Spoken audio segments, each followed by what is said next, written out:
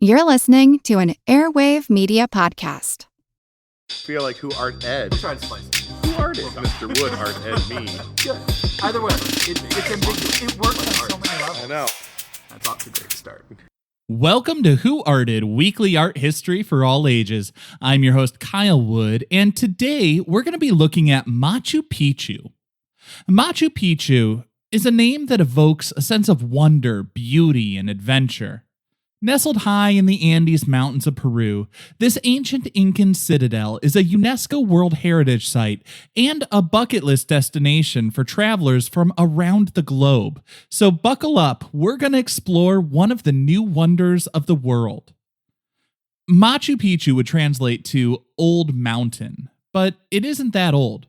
While stone ruins are often associated with the ancient civilizations thousands of years old, Machu Picchu is relatively young, being built a good 1,000 years after the fall of Rome. There is some debate as to its exact purpose. Most say it was built as a royal estate for the first Incan emperor, Pachacuti Inca Yupanqui. The sprawling complex is built into the side of the mountain, overlooking the Urubamba River in what is now Peru. Other historians have theorized that Machu Picchu may have been used as a retreat for the elite, largely serving ritual purposes, or perhaps it could have been a sort of military stronghold. It's hard to be certain because the Inca did not have a written language, so they didn't leave records stating their exact intentions for the space. This, of course, leaves the door open for those who always want to posit some wild conspiracy theories attributing the construction to aliens, but I'm going to go out on a limb and say it was built by humans. Now, let's dive into exactly how Machu Picchu was built.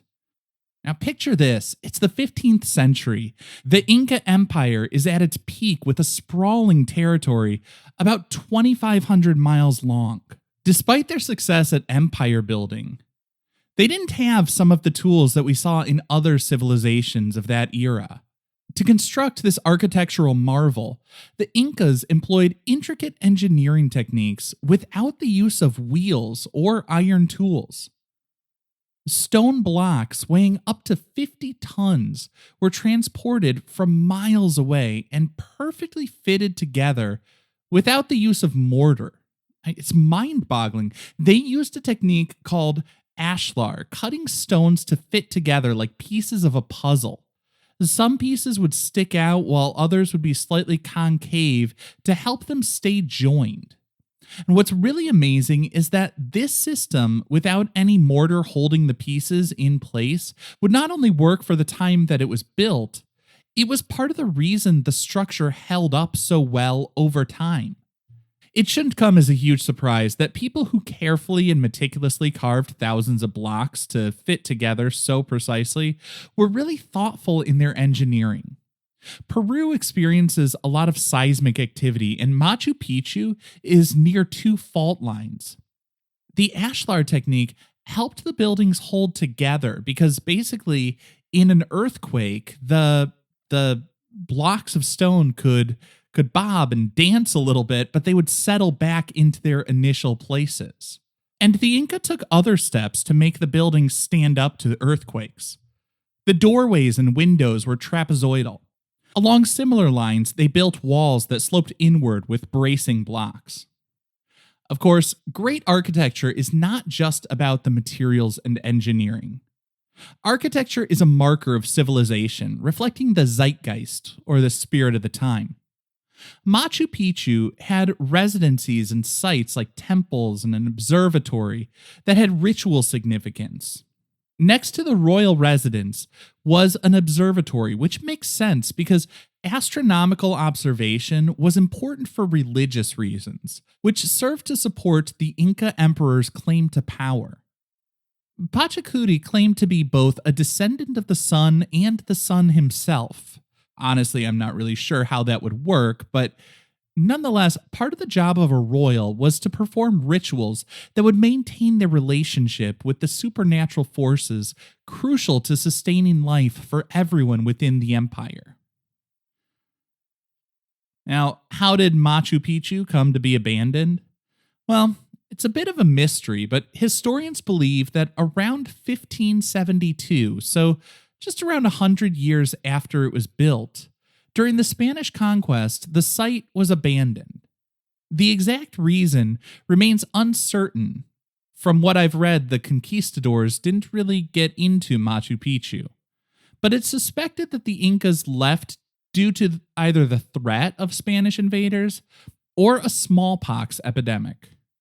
Whatever the reason, Machu Picchu lay hidden from most of the world for centuries, covered by dense vegetation, forgotten by time. Fast forward to 1911. A young American explorer named Hiram Bingham III set out on a quest to find the lost city of the Incas. Armed with curiosity and a sense of adventure, Bingham, much like Christopher Columbus, discovered, and I'm using the biggest air quotes possible there, a space that was pretty well known to the locals. While Bingham is often credited with finding the, again, quote, lost ruins of Machu Picchu while exploring the Andes, many locals in the region knew all about it. Melchor Arteaga, a local innkeeper and farmer, served as a guide bringing Bingham to the site, and at the time of this great rediscovery, there were local farmers still cultivating the terraces. The terraces were a major feature of Machu Picchu, but the use of terraces long predates the Incas. Creating these walled steps down the side of a mountain increased the land area for growing crops, and the retaining walls helped to prevent erosion. On the topic of erosion, water management was, of course, also very important. So they created stone channels to divert rainwater into 16 different stone fountains on the estate. Now, credit where credit is due. I suppose it was Bingham's efforts to bring it to the attention of the world that led to Machu Picchu's recognition and eventual restoration. Bingham was a professor at Yale, and his study of the site helped others to see and appreciate its greatness.